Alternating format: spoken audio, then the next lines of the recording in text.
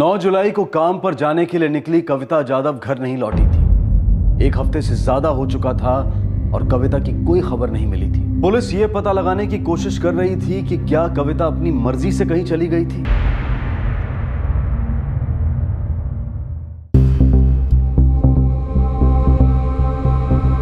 वरुण, कविता गणपतिपुले गई थी ये तो तय है, और दिपेश का कहना यह है कि कविता उसके वहां साथ गई थी। हो सकता है ऐसा ही हो, लेकिन क्या वहां पर वही हुआ जो दिपेश ने हमसे कहा?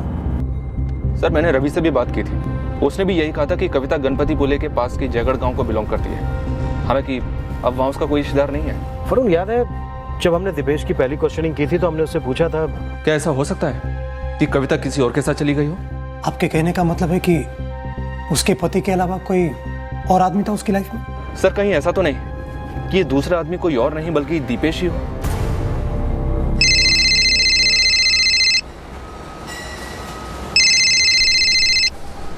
हेलो। हाँ सूरज भाऊ, मैं रवि, कविता का पति। हाँ बोला। सूरज भाऊ, आप कविता को इतने सालों से जानते हैं, आप ये भी जानते हैं कि मैं उसका अच्छा पति कभी नहीं बन पाया। रवि, साफ साफ बोलो, बात क्या है? सूरज भाऊ, क्या कविता का किसी दूसरे आदमी के साथ कोई रिश्ता था? देखो, कविता को मैं सिर्फ उसके काम से जानता था और ये उसकी पर्सनल लाइफ है जिसके बारे में उसने कभी मुझसे कुछ नहीं कहा। लेकिन आप ही ने उसे दीपेश पाटिल के यहाँ काम दिलवाया था ना, तो आपने खुद कविता की सिफारिश की थी या दीपेश पाटिल ने आपसे बात की थी? दीपेश ने कुछ नहीं कहा था, मैंने ही कविता का नाम रिकमेंड किया था। और अगर तुमने ये जानने के लिए फोन किया है कि दीपेश और कविता के बीच में अफेयर था या नहीं, तो तुम गलत आदमी से पूछ रहे हो।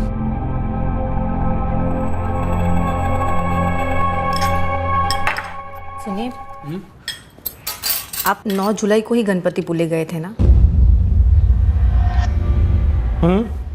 क्यों? तुम्हें बताया तो था, क्यों पूछ रही है? मैंने पुलिस पूछ रही थी।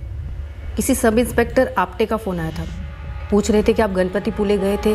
वो बात मुझे पता थी या नहीं? तो तुमने क्या कहा? यही कि मुझे पता था। पर ये पुलिस आजकल आपको इतना परेशान क्यों कर रही है? वो हमारे ऑफिस में एक औरत थी ना, कविता जाधव, वो अचानक फैमिली को छोड़कर कहीं गायब हो गई। उसी की इंक्वायरी चल रही है। आप उसी के साथ गणपतिपुले गए थे ना? हाँ। देखो कविता, अब तुम अपना डेली सोफ वाला दिमाग लगाकर कुछ उल्टा सीधा मत सोचने लगना। कविता एक भली औरत थी, उसकी लाइफ में बहुत सारी परेशानियां थी। उस दिन वो कुछ ज्यादा ही अपसेट थी, इसीलिए तो मैं उसके साथ चला गया ताकि वो कोई उल्टा सीधा कदम ना उठा ले। लेकिन पुलिस अब मेरी जान के पीछे पड़ी हुई है। लेकिन टेंशन की कोई बात नहीं है, रूटीन इंक्वायरी है।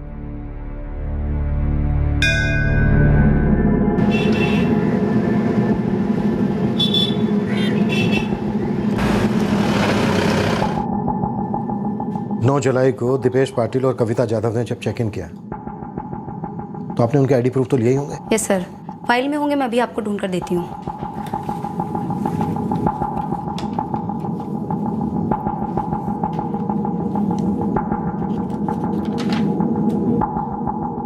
उसके ही अगले दिन ये आदमी इस औरत को ढूंढते हुए यहाँ आया था? जी सर, हालांकि उस वक्त मैं यहाँ नहीं थी, मेरी कोलीग अंजलि ड्यूटी पर थी। यस सर, मिस्टर दीपेश उस दिन काफ़ी घबराए हुए लग रहे थे और उन्होंने पूछा भी था ये कविता मैडम के बारे में कि कहीं वो आई तो नहीं थी रूम की चाबी लेने के लिए। मैडम, मेरे साथ जो लेडी आई थी कविता, वो यहाँ आई थी चाबी लेने? नहीं सर, चाबी तो यहीं पे लगी हुई है।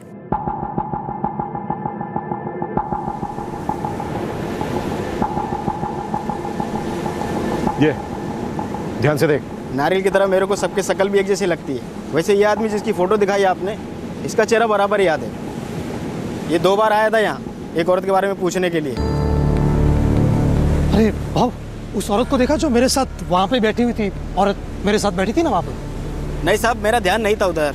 अरे भाव, याद नहीं है? अभी थोड़ी देर पहले 2 नारियल पानी लेकर मैं वहाँ पे बैठा था उस औरत के साथ। आप देखा होता तो बताने में मेरा क्या जाता है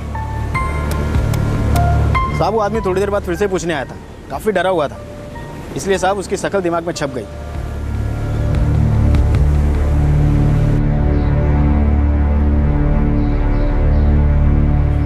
दीक्षित साहब, आपका मैसेज मिलते मैंने पूरे गांव की छानबीन की, लेकिन कविता जाधव के बारे में कोई जानकारी नहीं मिली।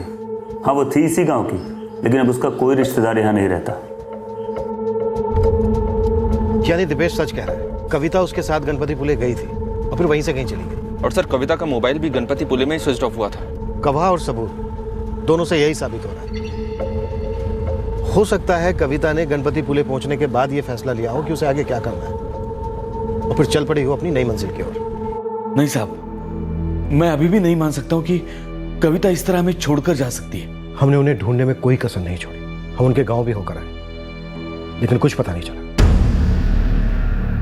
इस बात के पूरे चांसेस हैं कि तुम्हारी पत्नी अपनी मर्जी से कहीं चली गई और उनका वापस लौटने का कोई इरादा ना। उन्होंने ऐसा क्यों किया ये तुम दोनों बेहतर समझ सकते हो। देखो, ये मैं कोई तुम पर इल्जाम नहीं लगा रहा हूं, पर शायद सच यही है। साहब, उस दीपेश पाटिल का कविता के गायब होने में कुछ तो लेना देना है। रवि, तुम्हारा शक करना जायज है, लेकिन हमने पूरी तरह से जांच की है और हमारी तहकीकात में दीपेश की कही हर बात सही साबित हुई है। एक भी सुराग हमें ऐसा नहीं मिला है जिससे यह लगे कि दीपेश झूठ बोल रहा है। सॉरी रवि, अब यह केस यहीं क्लोज होता है।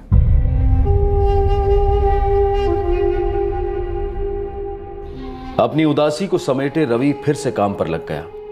कविता के जाने के बाद उसमें आया बदलाव बरकरार रहा। अजय भी काम में मन लगा रहा था। कविता की गैर मौजूदगी ने उसके पति को अपनी जिम्मेदारियों का एहसास करवाया और उसके बेटे को भी। दोनों को बेहद दुख था कविता को इस तरह से खो देने का। कविता की कमी तो खल रही थी, लेकिन सबकी जिंदगी अपनी गति से चलती रही। हालांकि एक सवाल सबके मन में रह रह कर उठता था, आखिर कविता थी कहां? सर, वरुण को बुलाओ।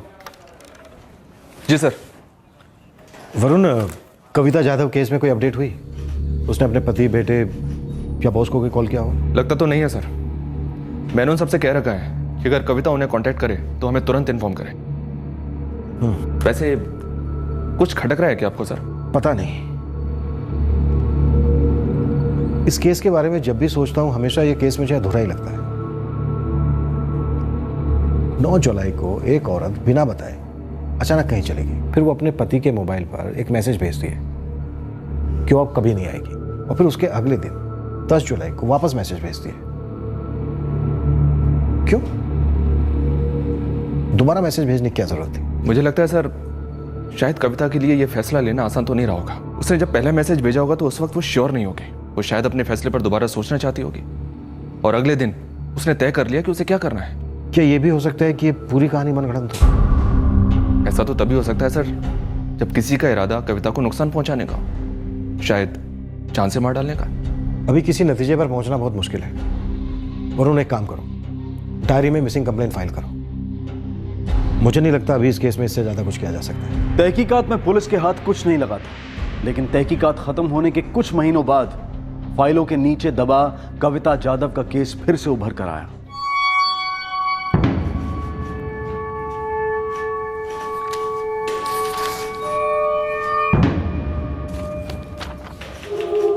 कविता जाधव, उम्र 42 साल, हाइट 5 फुट 3 इंच, 9 जुलाई 2015 से लापता। उम्र 38 से 46 के बीच, हाइट 5 फुट 3 इंच। सर, मुर्दाघर से एक सर्कुलर आया है लावारिस लाशों के दाह संस्कार के बारे में। तो सर, मैं सबकी डिटेल पढ़ रहा था, तभी मेरे ध्यान में कुछ आया। क्या उसमें ऐसा कोई है जो हमारे किसी केस से जुड़ा है? सिमिलरिटीज तो हैं। उम्र और हाइट के साथ साथ पहनावा भी मैच कर रहा है। मरने वाली औरत ने भी साड़ी पहन रखी है। रवि ने भी हमसे यही बताया था कि कविता जाधव हमेशा साड़ी पहनती थी, है ना? Right sir. ये बॉडी 29 जुलाई को मिली थी ना? जी हाँ सर। और डायरी में मिसिंग कंप्लेंट फाइल की थी हमने 21 जुलाई को, और शायद उसी दिन हमने इस केस को आखिरी बार डिस्कस भी किया था। वरुण, इस केस में हमसे कुछ छूट तो नहीं गया?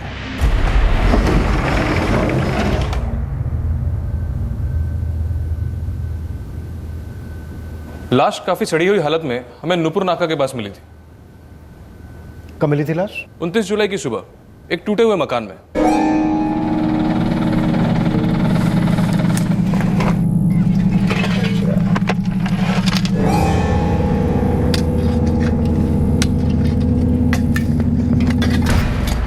ये देखा,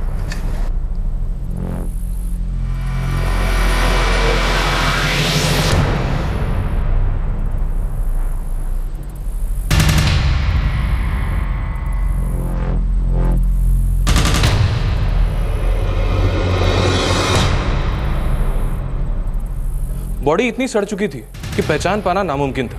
तो हमने बॉडी पे जो भी कपड़े और हाथ से तावीज मिला वो एविडेंस के तौर पे रख लिया।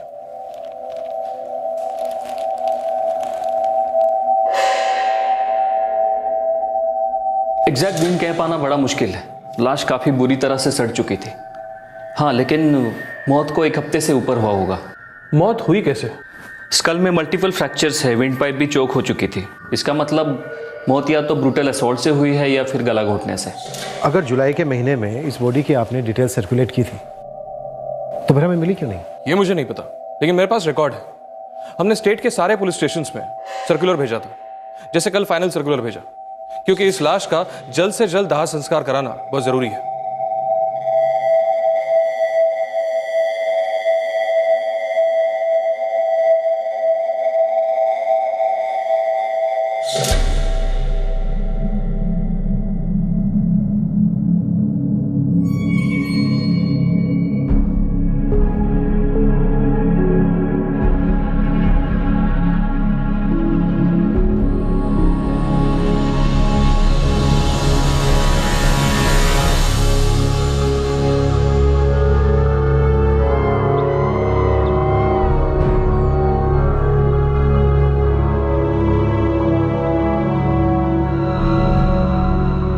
तुझे ये मैं बार बार बोलती हूँ पसंद नहीं आता है ना?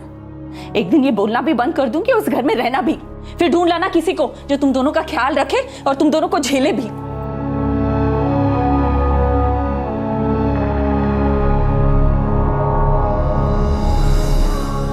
हाँ साहब, वो कविता ही थी, मेरी बीवी। साहब, आईने खुदकुशी की थी? नहीं,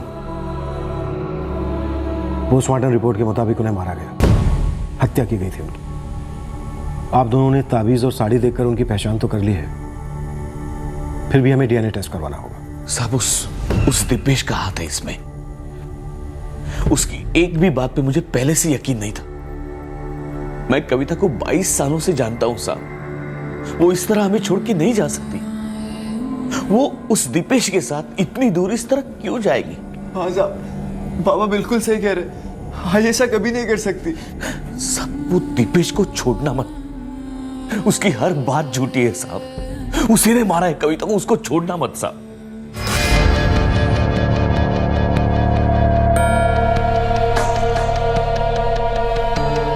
सुनिए, आज डब्बे में गोभी की भाजी चलेगी ना? क्या हुआ? इतनी परेशान क्यों दिख रहे हैं आप? कुछ बोल क्यों नहीं रहे हो? तबीयत तो ठीक है ना आपकी? क्या हो रहा है आपको? दीपेश, दीपेश, दीपेश, दीपेश, दीपेश।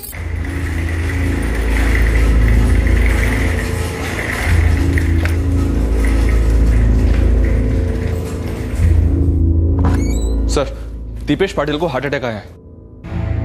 क्या? जी हाँ सर, माइल्ड अटैक है, फिलहाल आईसीयू में है वो।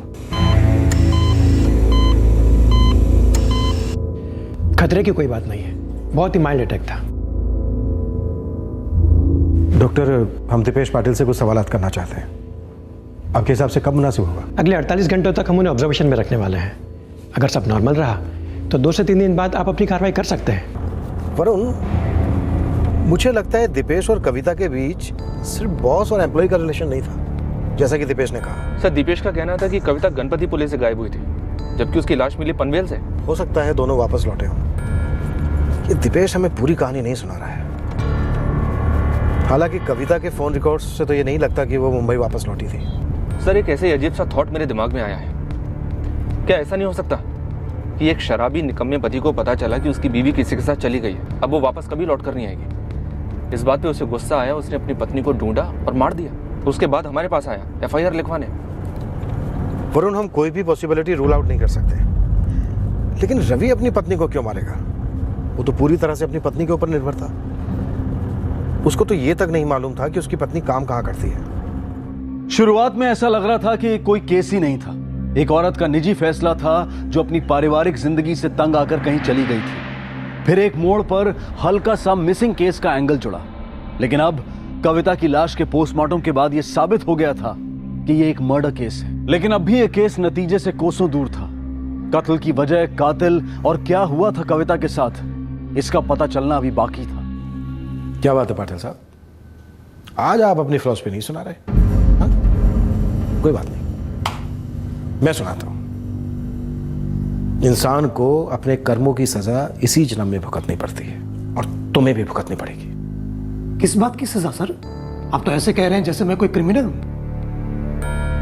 ये ठीक नहीं है सर। आखिर मेरा कसूर क्या है? यही ना कि मैंने कविता की मदद करनी चाहिए। वो कोई गलत कदम ना उठा रहे, इसलिए मैं उसे गणपतिपुले ले गया जहां वो जाना चाहती थी। अब वो वहां से अचानक गायब हो गई तो मैं क्या कर सकता हूं? अब इतने समय बाद आप कह रहे हैं कि आपको उसकी लाश मिली है बंबई में, किसी ने मार डाला बेचारी को। लेकिन सर इससे मेरा क्या लेना देना? अभी भी तुम हमें पूरा सच नहीं बता रहे, और अगर तुमने मुझे पूरा सच... मेरा सच नहीं, आपकी तहकीकात अधूरी है सर। आप मुजरिम को पकड़ नहीं पा रहे, इसलिए आप मुझे फंसाने की कोशिश कर रहे हैं। उस जुर्म में जो मैंने नहीं किया किसी और ने किया हुआ।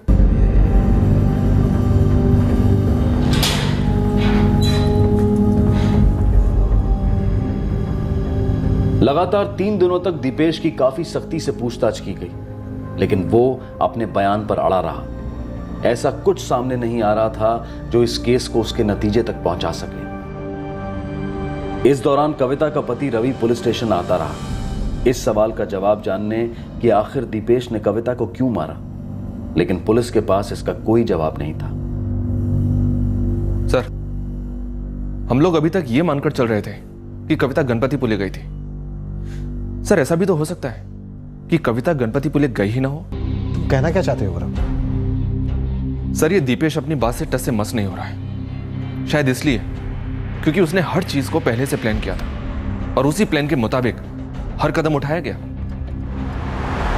मतलब पे झूठ पर सच का रंग लगाया। दीपेश ने हर चीज प्लान की थी। जी हाँ सर, यहां तक कि कविता के मोबाइल का गणपतिपुले में होना, ताकि हम लोग ये समझें कि कविता गणपतिपुले में थी, जबकि शायद वो यहीं थी, मुंबई में।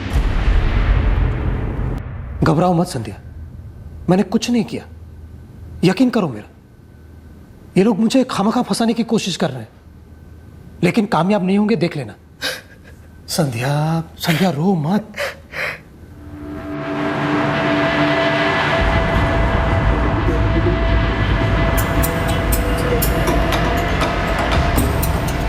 नो सर, हमारा छोटा सा होटल है और सीसीटीवी कैमरे हमारे यहाँ नहीं है। 9 जुलाई की रात को दीपेश पाटिल ने जब चेक इन किया तो ये औरत थी उसके साथ? सर, मिस्टर दीपेश यहाँ अकेले ही आए थे और दोनों आईडीज भी उन्हीं के पास थी, तो ये देखने की जरूरत ही महसूस नहीं हुई कि कोई औरत उनके साथ है भी या नहीं। अच्छा, मैं सारे बिल देखना चाहूँ।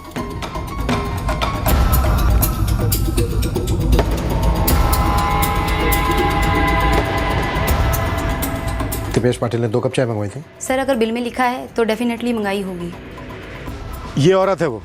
साहब, इतने लोग आते हैं, सब थोड़ी ना याद रहते हैं। वो आदमी भी पूछ रहा था ये औरत को कहीं देखा क्या।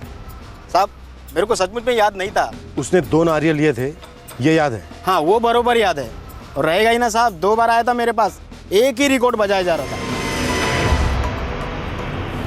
सर, शायद मैं दीपेश के इस खेल को थोड़ा थोड़ा समझने लगा हूं। दीपेश अपने बयान पे अड़ा है, इसलिए नहीं कि उसका बयान सच है, बल्कि इसलिए क्योंकि उसने अपने बयान को सच बनाया है। सच बनाया मतलब? एक फिल्म देखी थी मैंने सर, उसका प्लॉट ये था कि एक आदमी कैसे अपनी प्लानिंग के जरिए पुलिस को गुमराह करता है। कैसे?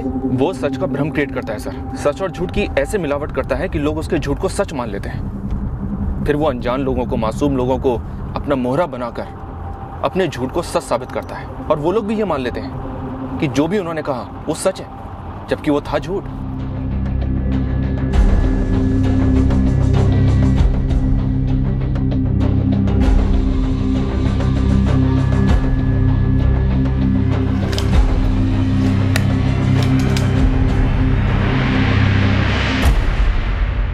दीपेश का मुंह खुलवाना है।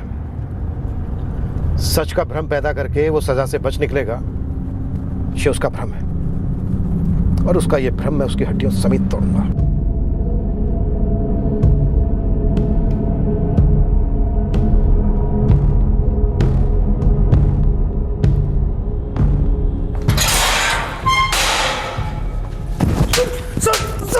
क्या कर रहे हैं आप सर? क्या कर रहे हैं आप? मैं अच्छी तरह से जानता हूं कि कविता को तूने ही मारा। सारे सबूत तूने प्लान किए। गणपति पुले जाना तेरा एक प्लान था। कविता कहीं तेरे साथ नहीं गई। तूने पहले कविता को मारा और फिर उसका फोन लेकर तू गणपति पुले गया। गया क्यों नहीं? ये झूठ है सर। झूठ है? हाँ झूठ है। सर आप मुझ पर हाथ नहीं उठा सकते सर। ठीक है, नहीं उठाता हाथ। सर ये गैर कानूनी है सर। ये मेरा पुलिस स्टेशन है, यहाँ का कानून भी मैं हूं। आप इस तरह मुझसे बात नहीं मनवा सकते। सर सर सर सर अभी कुछ नहीं करो, जो भी काम है बाद में। एक मिनट सर, सर ये मेरी बात तो सुनिए। बोलो। Human rights activist Anil Deshmukh यहाँ आया हुआ है, उस सारी कैदियों से अभी मिलना चाहता है। अभी उसे कहो कि अभी जाए, कल आए। क्या ना थाना इंचार्ज बिजी है। लेकिन सर बहुत गड़बड़ हो गई है, इसकी चीखें सुनी उसने, शक हो गया उसे। सर हम लोग मुसीबत में आ सकते हैं। फरून, मैं जब तक इसके मुंह से सच नहीं सुन लेता मैं इसे छोड़कर नहीं जाने वाला। ये क्या तमाशा हो रहा है यहाँ पे? कानून की हिफाजत करने वाले ही कानून तोड़ रहे हैं। अच्छा, सब इंस्पेक्टर वरुण, आप यही सच्चाई मुझसे छुपाने की कोशिश कर रहे थे ना? वाह मिस्टर दीक्षित, सोचता हूं डंडे के साथ आपकी एक फोटो ले लूं तो कैसा रहेगा। आपको शायद लगता नहीं हो, लेकिन मुल्जिम भी इंसान होते हैं। आप उन्हें जानवरों की तरह नहीं पीट सकते। देशमुख, मेरे काम में टांग मत अड़ा। ये मेरा पुलिस स्टेशन है। मेरे पुलिस स्टेशन के लॉकअप में मेरी इजाजत के बगैर आने की हिम्मत कैसे हुई? मैं एक वकील भी हूं और ह्यूमन राइट एक्टिविस्ट भी। जब जब मुझे पता चलेगा कि किसी भी पुलिस स्टेशन में किसी भी मुल्जिम के साथ कानूनी नीति नियम के अनुसार कार्रवाई नहीं हो रही है, मैं वहां आकर अपनी टांग अड़ाऊंगा। आप ये मत भूलिएगा कि मैं भी आपकी तरह एक कानून का रखवाला हूं। देशमुख, तुम कानून के रखवाले नहीं बल्कि मुजरिमों के रखवाले, जो पैसे लेकर संगीन से संगीन मुजरिमों को कानून से बरी करवाते हैं। देखिए, आपको जो भी कहना है कहते रहिए, लेकिन प्लीज बाहर जाकर, क्योंकि मुझे यहां रिपोर्ट तैयार करनी है कि आप अपने मुल्जिमों के साथ कैसे पेश आते हैं इसके बारे में, और मैं शुरुआत इनसे करता हूं।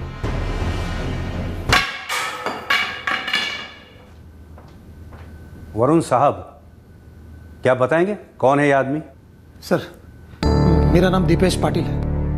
मैं एक हार्ट पेशेंट हूँ, फिर भी दीक्षित साहब ने मुझे बहुत मारा। कोई गलत केस में फंसा रहा है मुझे। जानता हूँ ये तो पुलिस के पुराने हथकंडे हैं। जब असली मुजरिम को ढूंढ नहीं पाते तो जो हाथ लगता है उसको मुजरिम बना देते हैं। क्या कृपा करके आप भी यहाँ से तशरीफ ले जाएंगे?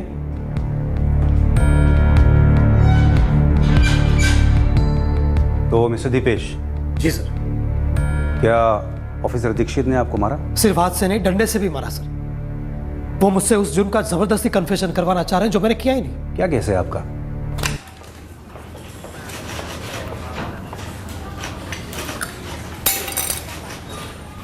वरुण, हम इस केस की तह तक पहुंच कर रहे हैं। मिस्टर दीपेश, मैं कल कोर्ट में आपके बेल के लिए अप्लाई करूंगा। लेकिन आप... नहीं, हैरान होने की कोई जरूरत नहीं है। मैं आपके पूरे केस की स्टडी करके आया हूं। आपकी वाइफ संध्या ने मुझे कांटेक्ट किया था। क्या संध्या ने? जी। पुलिस के पास कोर्ट के ऑर्डर्स हैं आपको इंटरोगेट करने के, लेकिन मेरे हिसाब से आपके लिए यही सही रहेगा कि बेल मिलने तक आप जुडिशियल कस्टडी में रहें, ताकि इंटरोगेशन से बच सकें।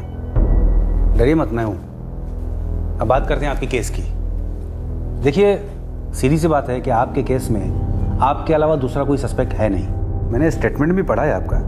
आपके खिलाफ सबूत शायद इतने ना हो, लेकिन शक करने की वजह तो है ही।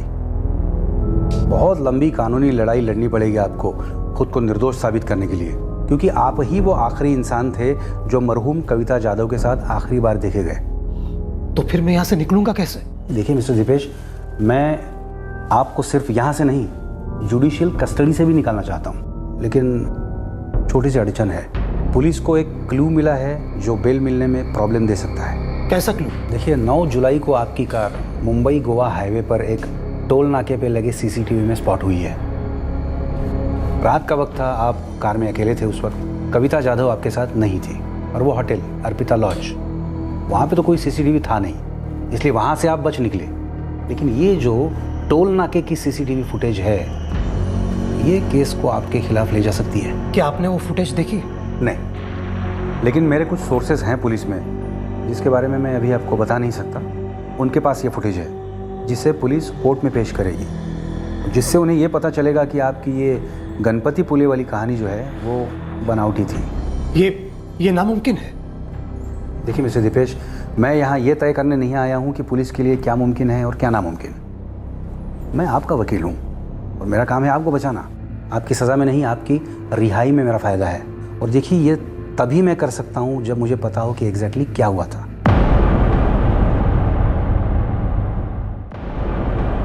ठीक है, अगर आप कुछ बताना नहीं चाहते तो ये आपकी मर्जी है, लेकिन कल जब कोर्ट में मेरे लिए आपके डिफेंस में जवाब देना मुश्किल हो जाएगा, आप ही का केस वीक होता चला जाएगा। ऐसी कोई फुटेज हो ही नहीं सकती, कहीं की भी नहीं। ये आप इतनी श्योरिटी से कैसे कह सकते हैं? क्योंकि मैंने सारी प्लानिंग की थी, फुल प्रूफ प्लानिंग। होटल भी मैंने ऐसा चुना था जहाँ सीसीटीवी ना हो। नहीं मिस्टर दीपेश, देखिए टोल नाके पर सीसीटीवी होते हैं और आपकी कार तो वहीं से गुजरी होगी ना। लेकिन मैं कार से गया ही नहीं था। अच्छा, वेरी स्मार्ट, वेरी स्मार्ट। मुझे लगता है ना वो शायद कुछ खेल खेल रहे हैं हमारे साथ। उन्हें खेलने दीजिए उनका खेल, हमारे पास तो हुक्म का इक्का है। प्लीज। इसीलिए मैं बस से गया था, क्योंकि मैं जानता हूं कि सीसीटीवी बस के अंदर के लोगों को स्पॉट नहीं कर सकती।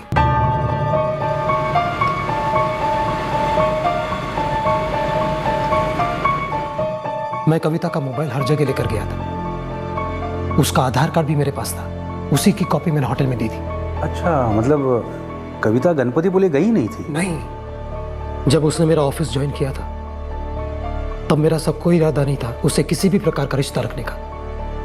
मैं जानता था उसकी लाइफ में बहुत सारी परेशानियां हैं, मुझे उससे हमदर्दी थी और ये हमदर्दी धीमे धीमे मुझे उसके करीब ले गई। वो अपने पति और बेटे से दुखी थी, वो अक्सर अपना दर्द मुझसे बांटती थी। मैं उसका इमोशनल सपोर्ट था, लेकिन उसे सहारा देते देते पता नहीं कब मैं उसकी ओर खींचने लगा। मुझे उसमें एक ऐसी औरत नजर आने लगी जिसे प्यार की जरूरत थी। पता ही नहीं चला बात कब इतनी आगे बढ़ गई और हम करीब आने लगे। हमारा रिश्ता उसके जख्मों का मरहम था और मुझे भी वो पसंद आने लगी थी। लेकिन ये रिश्ता जिंदगी भर का रिश्ता थोड़ी ना था। मेरा एक हंसता खेलता परिवार है, मैं अपनी फैमिली को कभी नहीं छोड़ सकता, कभी नहीं। मेरी पत्नी, मेरी बेटी, ये तो मेरी जिंदगी है। क्या ये कविता तुम्हारा परिवार तोड़ना चाहती थी?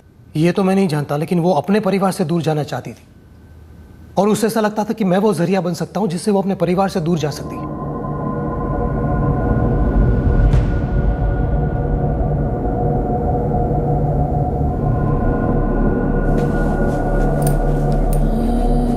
दीपेश, तुम मुझसे शादी करोगे? जब उसने पहली बार ये पूछा तब मुझे समझ में आया कि बात इतनी आगे बढ़ गई। लेकिन तुमने मना नहीं किया उसे? मना किया सर, उसे दुख भी हुआ, लेकिन उसे मेरी जरूरत थी और मुझे भी उसकी आदत पड़ गई थी, तो रिश्ता आगे बढ़ता गया। मानता हूं कि उसने जिंदगी में काफी दुख झेले थे, लेकिन उसका जिम्मेदार मैं तो नहीं था। उसकी उम्मीदें बढ़ने लगी थी सर। धीमे धीमे मजा सजा बनने लगा था। मुझे ऐसा लगने लगा था कि वो अपनी जिंदगी का नर्क मेरी जिंदगी में घुसेड़ देगी और मुझे उसे ऐसा करने से रोकना था।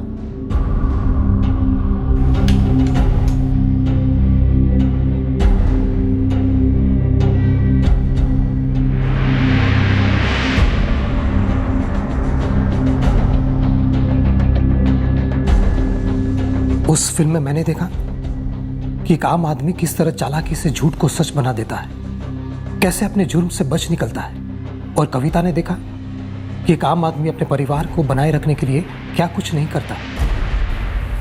दीपेश, क्या हमारा भी ऐसा परिवार हो सकता है? बस बहुत मजे कर लिए। अब मैं उसकी जिंदगी से दूर जाना चाहता था और चाहता था कि वो भी मेरी जिंदगी से चली जाए, लेकिन ऐसा नहीं हो रहा था। उसे मुझ में नजर आ रही थी अपनी जिंदगी की नई मंजिल और मुझे नजर आ रहा था कि मेरा परिवार बिखर सकता है उसकी वजह से। लेकिन ये 9 जुलाई को क्या हुआ था? शाम को 5:30 बजे थे। सारे वर्कर्स जा चुके थे, ऑफिस में सिर्फ मैं और वही थे।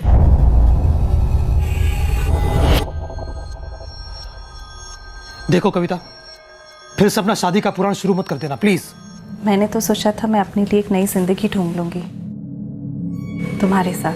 वो गलती थी मेरी, मुझे खुद पे कंट्रोल करना चाहिए था। तुमसे हमदर्दी थी मुझे, आई मीन है। हमदर्दी?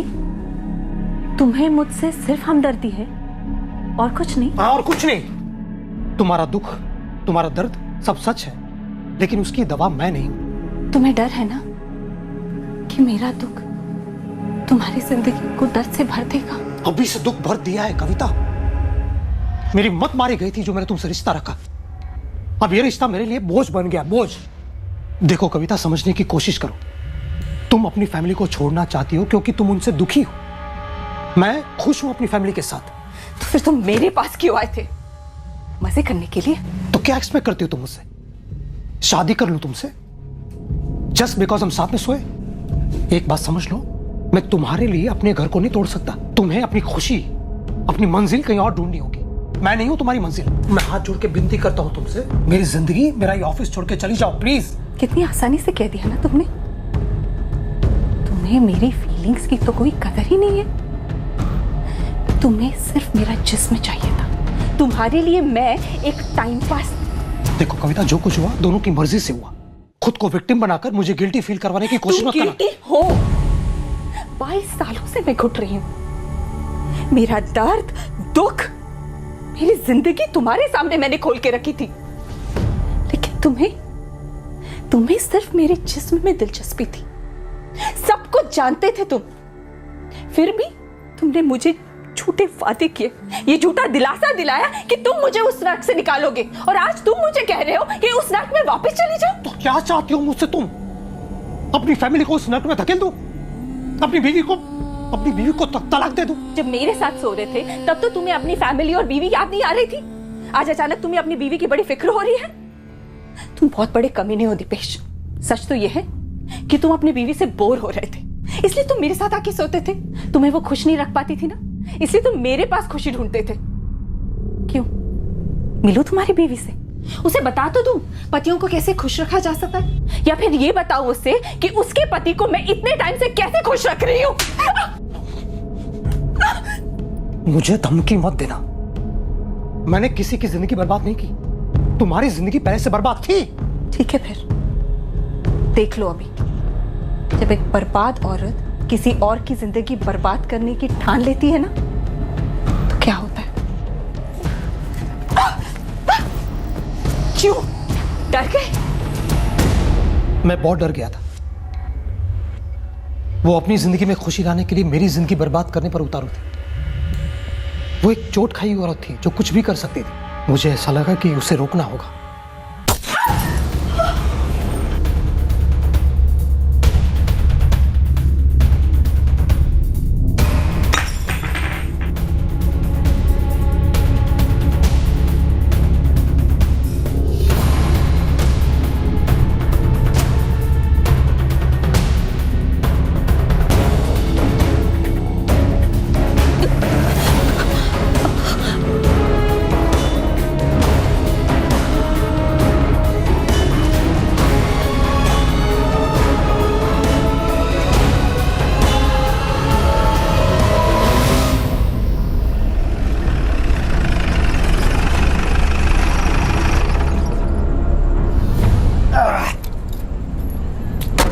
हाँ, आओ ना केंद्र। ये ड्रम अर्जेंटली पनवेल पहुंचाना है। पुणे से एक पार्टी आ रही है। ठीक है सेठ, मैं देखे आता हूँ। अरे नहीं, मुझे जाना पड़ेगा, बाहर की पार्टी ना। तुम जरा उठाने में मदद करो। जी। कविता की बॉडी को ड्रम में डाल दिया और उसे पनवेल में एक उजाड़ जगह पे लेंगे।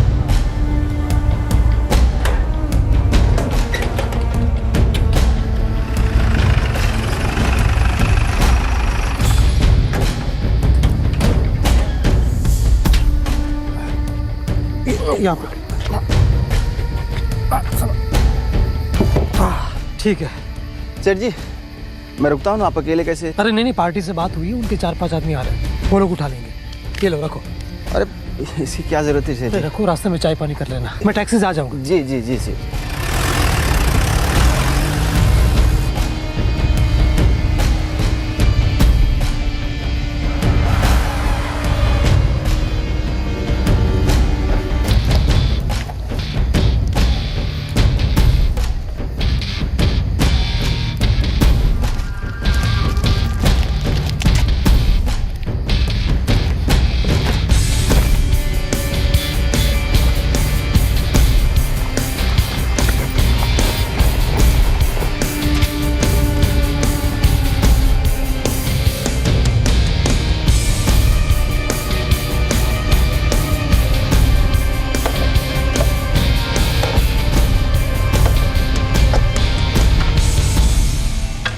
इस तरह मैंने उससे छुटकारा पाया। फिर मैं ऑफिस आया, सारा खून साफ किया। कविता का बैग मेरे पास था, मैंने उसका मोबाइल लिया। तभी मुझे वो फिल्म याद आई और मेरा दिमाग चलने लगा।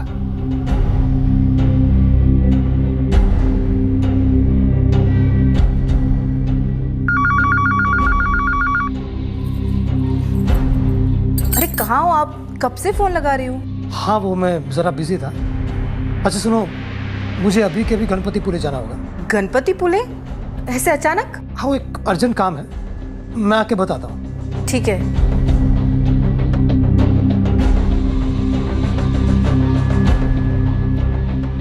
फिर मैंने कविता के पति को मैसेज भेजा और फोन स्विच ऑफ कर दिया और गणपतिपुले के लिए निकल गया।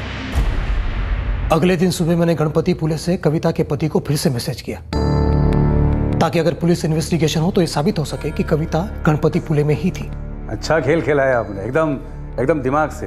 मैंने सब कुछ प्लान करके रखा था क्योंकि मैं जानता था कि पुलिस मेरे बयान की सच्चाई जानने गणपतिपुले जरूर जाएगी। देखिए मिस्टर दीपेश, चाहे कुछ भी हो जाए, आप अपना स्टेटमेंट चेंज मत कीजिएगा।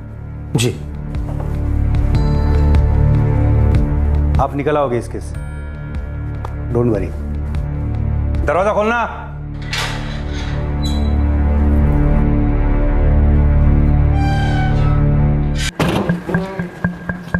ए सुनो, नागेंद्र नाम है तुम्हारा? जी। चल, कुछ बात करनी है तुझसे। सर, टेम्पो के ड्राइवर नागेंद्र का स्टेटमेंट ले लिया है। 9 जुलाई की रात को टेम्पो कब और कहाँ था, सारी डिटेल्स मिल गई हैं। वरुण, ड्राइवर के साथ अपने किसी आदमी को उस स्पॉट पर भेजो जहां पर ड्राइवर ने दीपेश को ड्रॉप किया था ड्रम के साथ। कांस्टेबल वाडकर ऑलरेडी निकल चुका है सर, वो पूरे रूट की वीडियो रिकॉर्डिंग भी करेगा। उस इलाके के टोल नाका का सीसीटीवी फुटेज लेना मत भूलना, हो सकता है वहां से हमें टेम्पो की मूवमेंट मिल जाए। इस दीपेश पाटिल के खिलाफ हमें स्ट्रॉन्ग केस फाइल करना है। संध्या, देशमुख जी ने बेल की एप्लीकेशन कर दी। देशमुख? कौन देशमुख?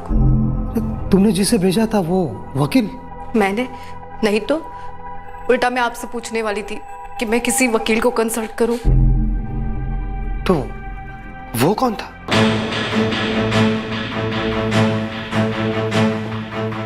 सर, गुड देशमुख, अच्छी एक्टिंग की तुमने। सॉरी सर, लेकिन मैं कुछ ज्यादा भड़क गया आप पे। अरे नहीं, अच्छा किया। झूठा ड्रामा करके झूठे से सच उकलवाया। Very good. Thank you sir, thank you.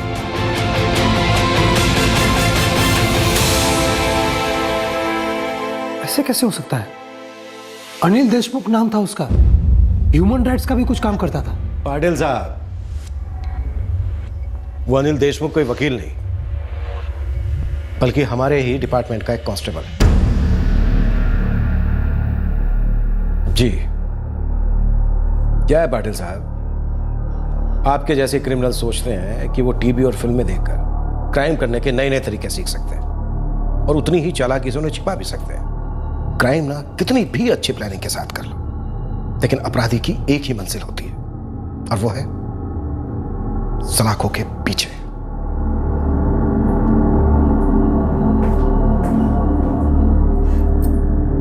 Dipesh, सच बताइए मुझे, क्या किया है आपने? ये सच है, कविता जी परेशान थी अपनी जिंदगी से, तुम दोनों को छोड़कर जाना चाहती थी। उनको लगता था दीपेश के साथ जो वो नई जिंदगी शुरू करेंगी वो जिंदगी इस जिंदगी से बेहतर होगी, और दीपेश अपनी जरूरत के लिए इस्तेमाल कर रहा था। और जैसे ही उसे डर लगा कि उनकी वजह से उसका घर टूट सकता है, उसे उनको मार डाला। हम लोग तो उसके लायक कभी थे ही नहीं, लेकिन उसके साथ जो कुछ हुआ वो बहुत गलत हो गया। ऐसा नहीं होना चाहिए था उसके साथ।